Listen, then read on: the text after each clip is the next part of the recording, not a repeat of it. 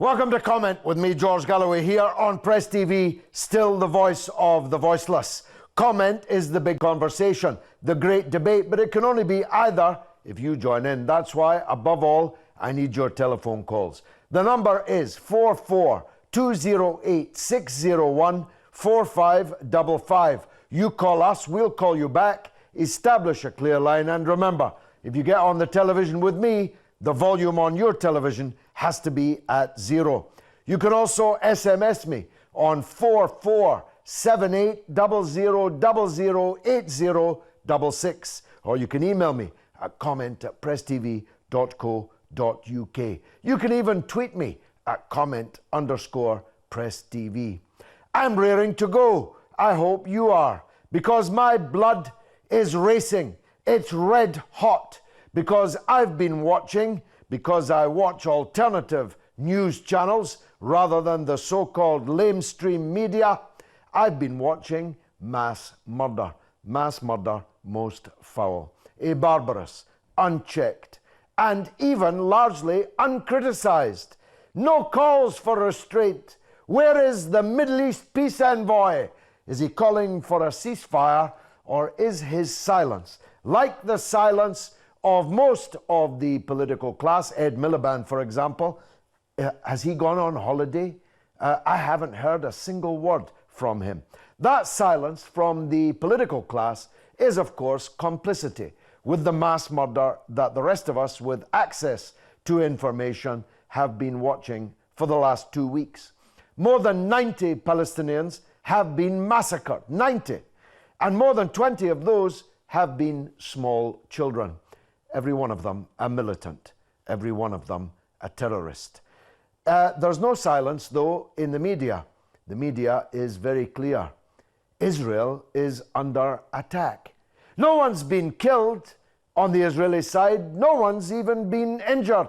No one's actually been scratched on the Israeli side. But hey, their dinner has been regularly disturbed by sirens, and the streets are empty, because some of them have gone to bomb shelters. Would that the Palestinian people in Gaza had bomb shelters, or anywhere to hide, anywhere to run, because of course they don't.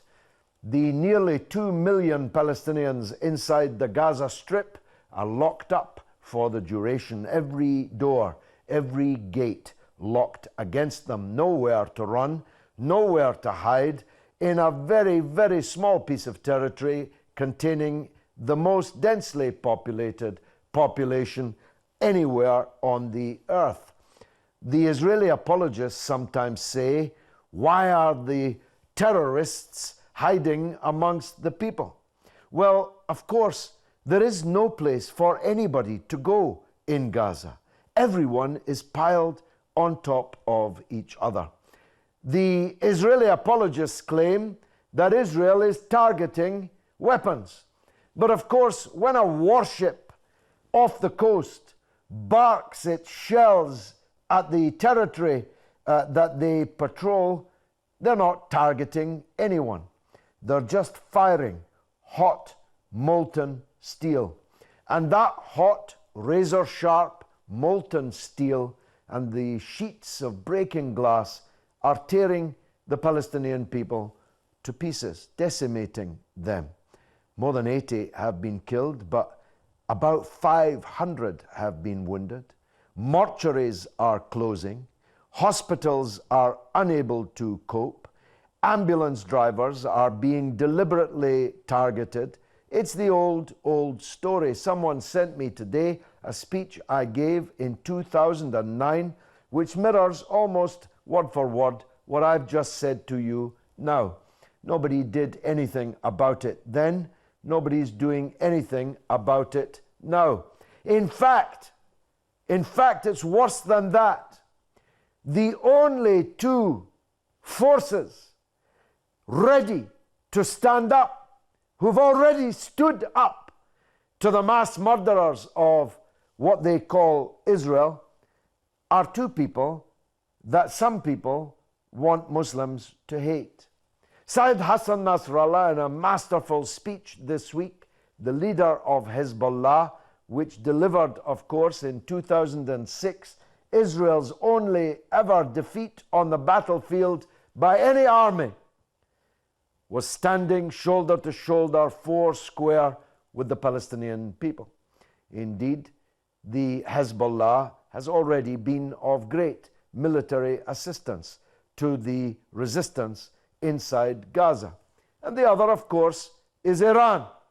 Now, there is a class of sectarian idiot in the Muslim world who wants us to hate Iran, wants us to hate Syed Hassan Nasrallah, wants us to hate Hezbollah. That has morphed into a situation because everybody knows that the only weapons that the Palestinian resistance has inside Gaza came from those that we are being asked to hate. So that morphs into hating the Palestinians themselves, ignoring them, except where you're actually blaming them. That's happening right now in Egypt, for example, where the mass media of the military junta of General Sisi is actually blaming the Palestinians for the murderous assault that has been unleashed against them. The killing of young people has captured imagination around the whole world by the public, by the police. The settlers who just last week captured, tortured, poured gasoline down the throat of a Palestinian teenager in Jerusalem before setting him on fire are sitting on deck chairs watching the bombardment of Gaza. They are actually watching as a kind of spectator sport what's being done in the settler state of Israel. Not only did that young man just get burned alive, these bullies there beat his cousin, an American citizen, to a pulp. I don't know about you. I've come to expect mass murder from a state which was founded on mass murder. Mass murder of anybody, of the British, mass murder of United Nations officials, mass murder of villages like Deir Yassin, mass murder of the Palestinians, mass murder of the refugees in Sabra and Shatila, mass murder in Jenin. I expect that from them. They are mass murderers. What I'm more interested in is three things. First of all, where are the Arab leaders? Where are the Muslim leaders? Where is the Ummah that they teach us about in school, as a young Palestinian girl said to me after Cast Lead in 2009, 2010? Where is the Ummah that they teach us about in school? Why did they leave us to face this alone? Why did they leave us to face this alone? Secondly, I'm interested in where are the British and other political leaders. David Cameron says that he staunchly supports Israel in this action. Ed Miliband has gone missing.